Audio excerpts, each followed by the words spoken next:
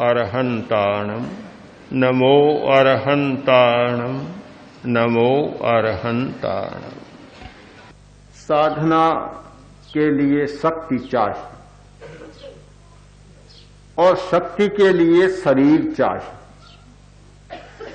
शरीर के बिना शक्ति नहीं होती और शक्ति के बिना साधना नहीं होती। शक्ति शरीर में पैदा होती है। हम नहीं खाते, यदि बिना खाए शक्ति प्राप्त हो जाती, किंतु खाए बिना शक्ति प्राप्त नहीं होती। एक दिन नहीं खाते हैं तो रात को तारे दिखने लग जाते, 2-4 दिन नहीं खाते हैं तो घुटने टिकने लग जाते, और 10-20 दिन नहीं खाए तब तो और कुछ घटित होने लग जाता है। खाना जरूरी है शरीर को धारण करने के लिए, इसलिए हमारे जीवन का, शरीर का और आहार का गहरा संबंध है। साधना जरूरी और साधना के लिए शरीर का होना जरूरी, स्वस्थ होना जरूरी, और शरीर को टिकाए रखने के लिए आहार करना जरूरी। हम आहार करते हैं, किंतु आहार भी एक समस्या है, खाना भी एक समस्या है। बहुत बड़ी समस्या है कि क्या खाएं, कितना खाएं, कब खाएं। जो आहार शक्ति देता है वही आहार शक्ति को कम भी कर देता है। हाँ, शक्ति को छीन लेता है, ले लेता है। दोनों बातें हैं। आहार एक आलंबन है तो आहार एक खतरा भी है। इसलिए मनुष्य को विवेक करना होता है। काम नहीं चलता विवेक के, आहार की बड़ी कठिनाई होती है।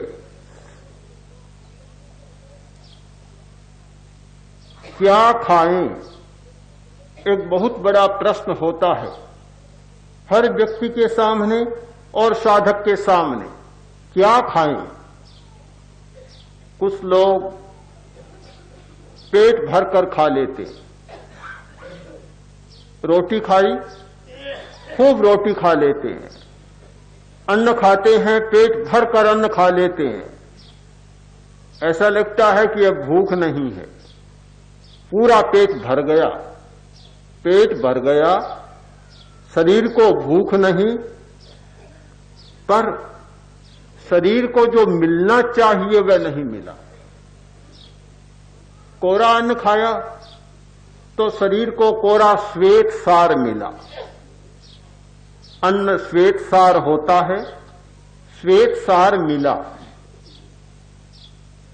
शरीर में विभिन्न तंतु हैं, विभिन्न रसायन हैं और विभिन्न धातुएं हैं।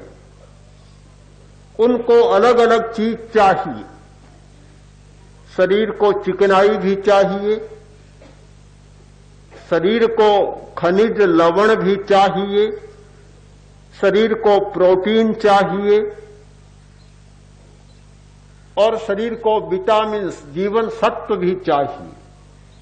वे सारी चीजें नहीं मिलती है, प्रोटीन नहीं मिलता है तो नई कोशिकाओं का निर्माण होने में बाधा आ जाती है, स्वास्थ्य गड़बड़ा जाता है। एक बात से हमारा कोई काम नहीं चलता। अनेकांत, ये जीवन का अनेकांत है, ये शरीर का अनेकांत है कि एक से काम नहीं चलता। आज से 50 वर्ष पहले लोग बहुत जल्दी बूढ़े हो जाते थे, और बूढ़ा होने का कारण था कि प्रोटीन बहुत खाते, या श्वेतसार या प्रोटीन, खूब अन्न खाओ, खूब मिठाइयां, खूब दूध, घी, दही, बस खूब खाओ। सारा भोजन पौष्टिक होता, जल्दी बूढ़ा होना ही है। खूब दूध पीने वाला जवान नहीं रह सकता, जल्दी बूढ़ा होगा। खूब रोटी खाने वाला जल्दी बूढ़ा होगा, क्योंकि बुढ़ापे को बचाने वाले तत्व हैं क्षार। क्षार तो मिलता नहीं, कोरा पौष्टिक मिलता है, अम्लता बढ़ाने वाला मिलता है। हमारे भोजन के दो मूल तत्व होते हैं, एक अम्ल और एक क्षार। कोरा अम्ल तत्व मिलता, अम्ल खटाई बढ़ाने वाला, उससे मृत्यु जल्दी, बुढ़ापा जल्दी, शक्ति क्षय जल्दी और बीमारियों के लिए निमंत्रण।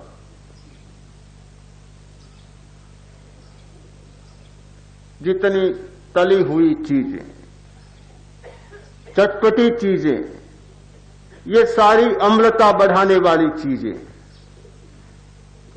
चीनी खाने में तो बहुत मीठी लगती है, किंतु परिणाम उसका होता है अम्लता को बढ़ाना, खटाई बढ़ाने वाली। भारतीय दर्शन का सूत्र याद करें, एक महत्वपूर्ण सूत्र है कि प्रवृत्ति को मत देखो, परिणाम को देखो। घटना को मत देखो, उसके विपाक को देखो। विपाक में क्या होगा? परिणाम में सुंदर होता है वह सुंदर होता है, परिणाम में असुंदर होता है वह असुंदर होता है, परिणाम में मधुर होता है वह मधुर होता है, और परिणाम में कटु होता है वह कड़वा होता है। परिणाम के आधार पर भारतीय दर्शन में सिद्धांत का प्रतिपादन किया गया, प्रवृत्ति के आधार पर नहीं किया गया। प्रवृत्ति तो अभी अच्छी लगती है, पर हमारी तो कहावत है, अरे अभी तो तिलक किया है, सूखे तब देखना। सूखे तब देखना, अभी तो संबंध जुड़ा है, आगे देखना क्या होता है। अभी तो नई नई शादी की है, आगे देखना क्या होता है। हाँ, कैसा रंग खिलता है। तो नया संबंध, नया योग, नई प्रवृत्ति का मूल्यांकन नहीं किया जा सकता। मूल्यांकन परिणाम काल में किया जा सकता है कि परिणाम क्या होता है। चीनी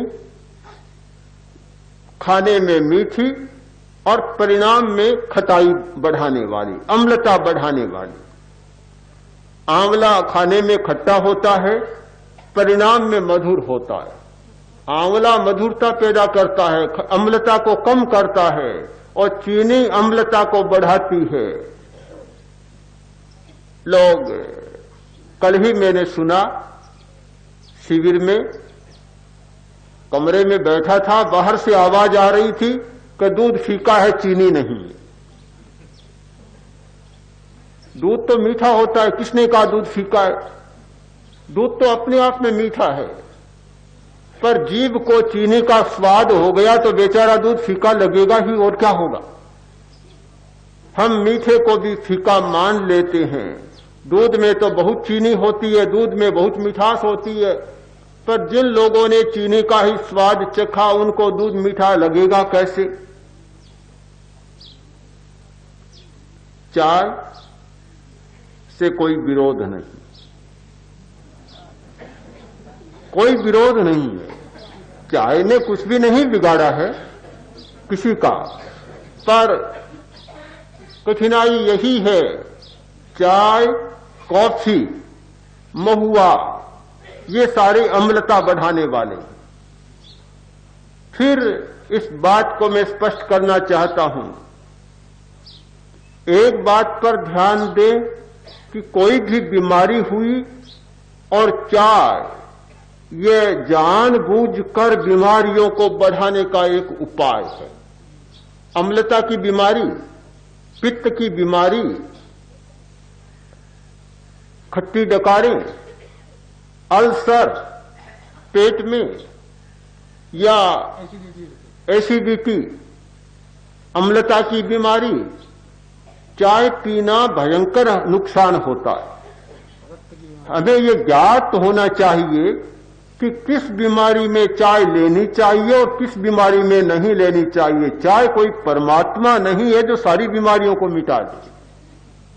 चाय कोई सर्वशक्तिमान तत्व नहीं है जो सब कुछ ठीक कर दे। स्त्रियों के लिए बहुत जरूरी होता है कि मासिक धर्म की बीमारी और चाय तो उसको भयंकर प्रकोपित करने वाली है। जिसके ये बीमारी हो उसके लिए तो चाय जहर का काम करती है। ये ज्ञान होना बहुत आवश्यक है कि कोई भी चीज हमेशा लाभदायक नहीं होती। दूध बड़ा अमृत माना जाता है, किंतु पेट में गड़बड़, डिसेंट्री, आम की बीमारी, दूध पिया जाएगा सड़ान पैदा करेगा, सड़ान होगी और बीमारी बढ़ेगी। हर पदार्थ का हर स्थिति में लाभ होता है और हर पदार्थ का एक स्थिति में नुकसान होता है। कोई भी पदार्थ अमृत नहीं है और कोई भी पदार्थ जहर नहीं है। जहर नहीं है, किंतु मात्रा भेद, काल भेद, देश भेद और प्रकृति भेद से हर वस्तु तारने वाली बन जाती है और हर वस्तु मारने वाली बन जाती है। किसी भी वस्तु के प्रति हमारा आकर्षण नहीं होना चाहिए। यह तो अच्छी ही है और यह लाभ करने वाली ही है। लाभ और हानि दोनों का हमारा विवेक होना चाहिए। ध्यान की साधना विवेक की साधना है। ध्यान की साधना एक अंतर्दृष्टि को जगाने वाली साधना है कि हमारी अंतर्दृष्टि जागनी चाहिए, अंतश्चक्षु खुलना चाहिए, जिससे कि हम सच्चाई को देख सकें और यथार्थ को परख सकें।